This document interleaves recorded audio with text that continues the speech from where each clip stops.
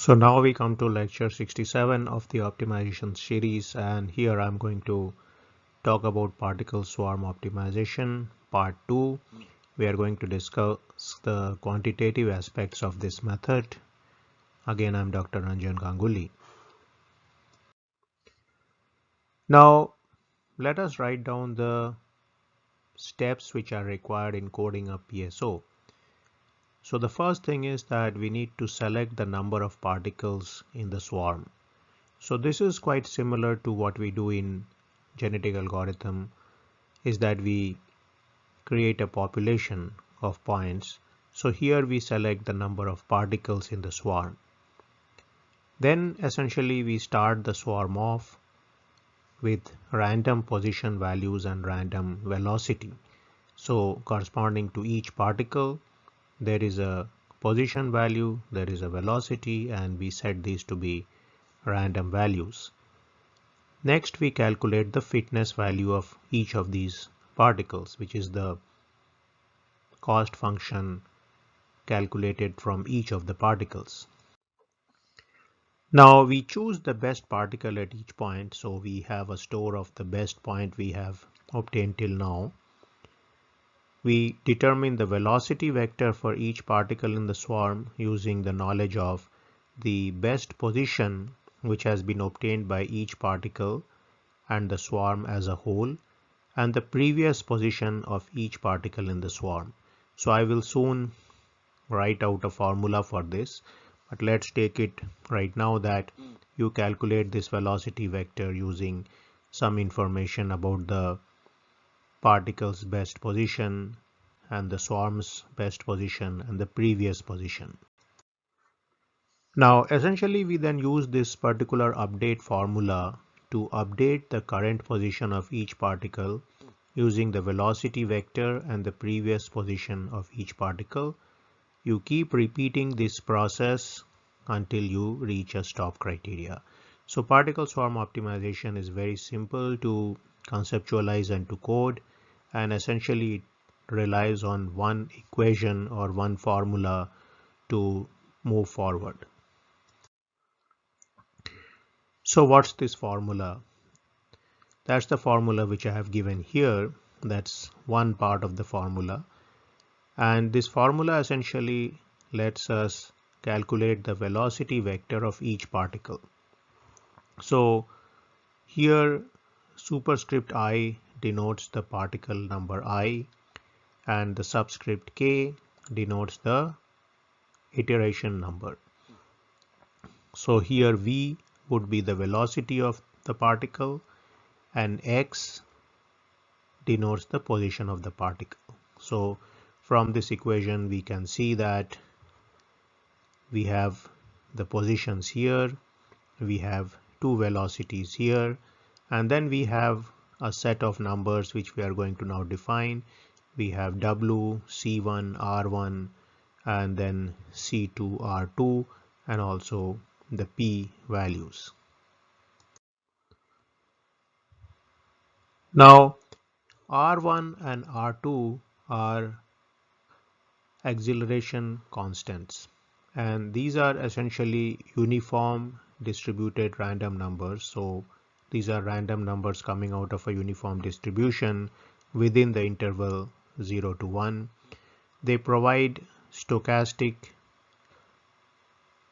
exploration capability to the method. So you can see in this particular update formula you have two random numbers placed in here, so these will help the method move forward stochastically or use probability to move throughout the design space. Now let's look at the remaining constants. W is the inertia weight. So that's actually weighting the previous velocity or the velocity at k minus 1. So essentially you are trying to calculate the velocity at kth point, and then you are using this k minus 1, you are multiplying this by a weight, and then you are adding these two particular components. Now pi here is the best position, the personal best position which has been obtained by a particle I in the swarm so far. And Pg is the global best position which has been obtained by the swarm at iteration k-1. So these are certain values which we have saved from previous history, and we continue carrying them with us. Now this equation, of course, is a simple equation. It includes multiplications, sum, and subtractions. So very easy to calculate in any computer.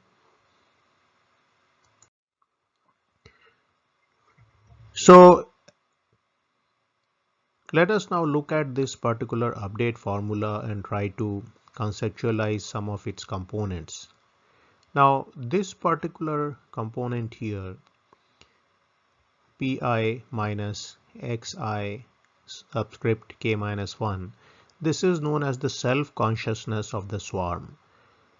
That means here you are essentially comparing the personal best with the previous point, and so you know how well you have been doing compared to your past best performance. And then the second number here, that's the pg k-1 minus xi k-1, is the global consciousness of the swarm. So this is how much you know is the distance between your current point and the best possible point obtained by the swarm, or maybe this is the best student in the class and this is your personal best. So essentially you can see this is self-consciousness, this is global consciousness, and these two together are blended and then they are driven forward.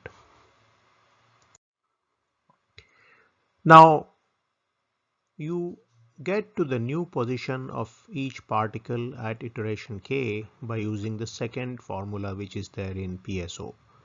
That is xk I is xk-1I plus vki. So here vki varies between 0 and vmax, and the velocity of each particle is constrained to a maximum value given by vmax. So essentially you see PSO has two formulas. One is the velocity update rule and the second is the position update rule, which is actually including the velocity. So don't think too much about adding positions and velocities here. Certain mechanical minded people are disturbed by these things, but this has come out of sociobiology, and so this has been done as a way of combining your current position with the velocity. So think of it as a velocity in a particular amount of time, and that will help you dimensionally accept this kind of math. Now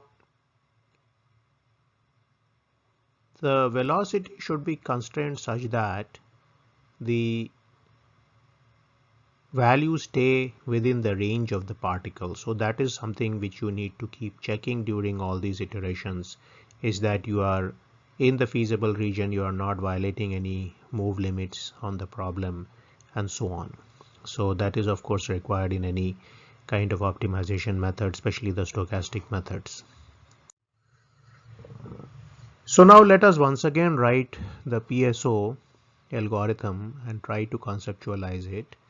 Essentially we can say that this is a insect, let us say something like a bee, and essentially there is a current motion, there is a personal best at previous point, there is a component in the direction of the previous velocity, the component toward the global best, and all these are essentially combined together to create this new direction. So this direction, this direction, this direction, these vectors are essentially combined to create this new direction or new velocity.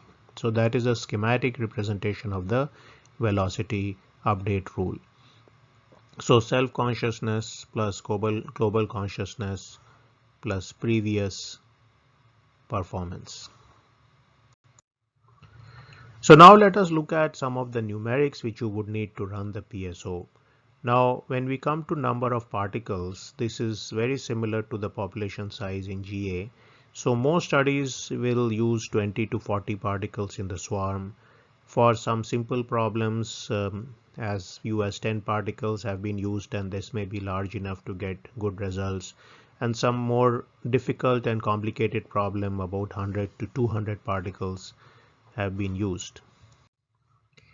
Now, let us look at each of these parameters. Let's start with the parameter W.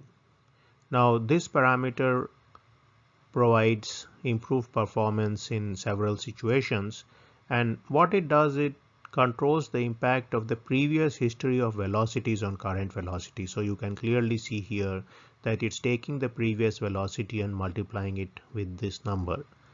So essentially it balances the global and local exploration capabilities of the particle. So how much importance you are giving to the previous velocities versus how much importance you are giving to the current positions, personal bests, global bests, and so on. So if you go with a large W, that would favor a global search. If you go with a small W, that would favor a local search. So good recommended choice of W is between 0.9 and 1.2. So you can use one of these values here or any value between these two values. Now, one of the strategies which has been recommended is to not take a constant value of W, but to start with a value somewhere near 1 and then decrease it as time goes by to 0.4. So here time we mean K.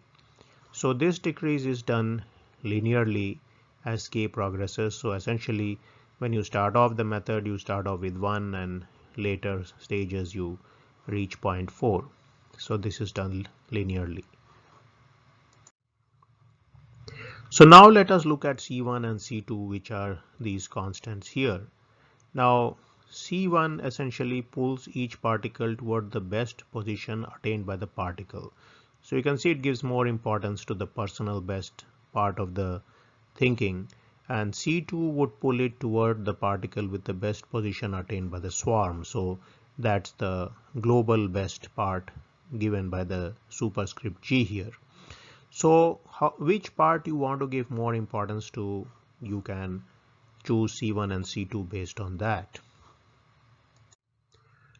Now, philosophically speaking, C1 is supposed to represent the cognitive component of this particular decision making process, and C2 is the social content.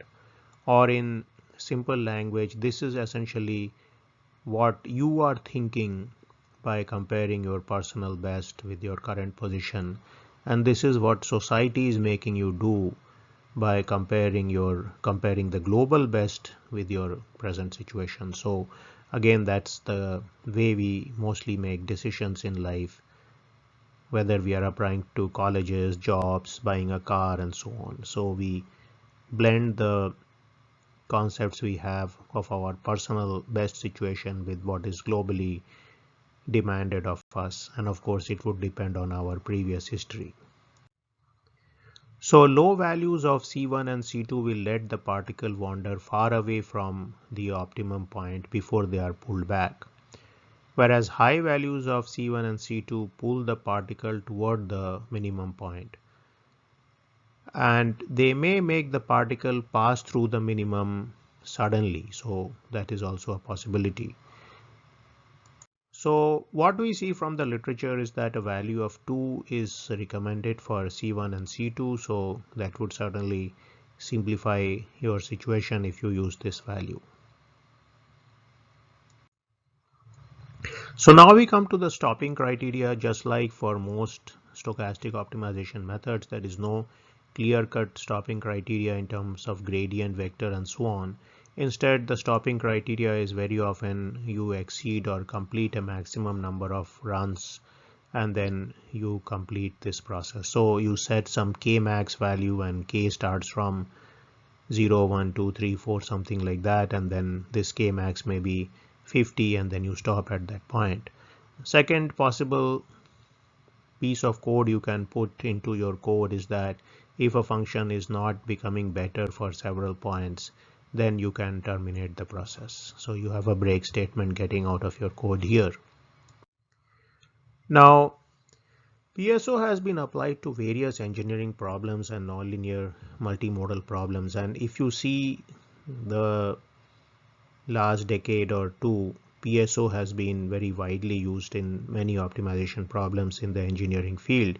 And in many cases, PSO has turned out to perform better than GA for many functions and many actual optimization problems, though there may be some problems where GA performs better. Now, one of the advantages we see about PSO is that it is very simple to use, and like I mentioned before, it only has a few lines of code and there are some simple equations, and therefore PSO has become very widely used optimization method. It can be used by students in their college, students in high school, and so on. So that's one of the reasons why PSO has become very popular. And one more thing is that PSO has led to a creation of various methods which are also based on biology but depart from GA. They essentially all use some simple expression, and then this expression is used to get the new position for the particles.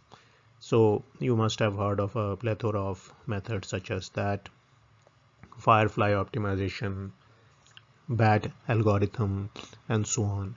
And all of these essentially start to get more influenced by sociobiology rather than pure biology. Now, more information, there is a book on PSO. You can check it out by Clark, I think. And also PSO has been used for various multi-objective optimization problems with good results. So that is something which gives competition to GA.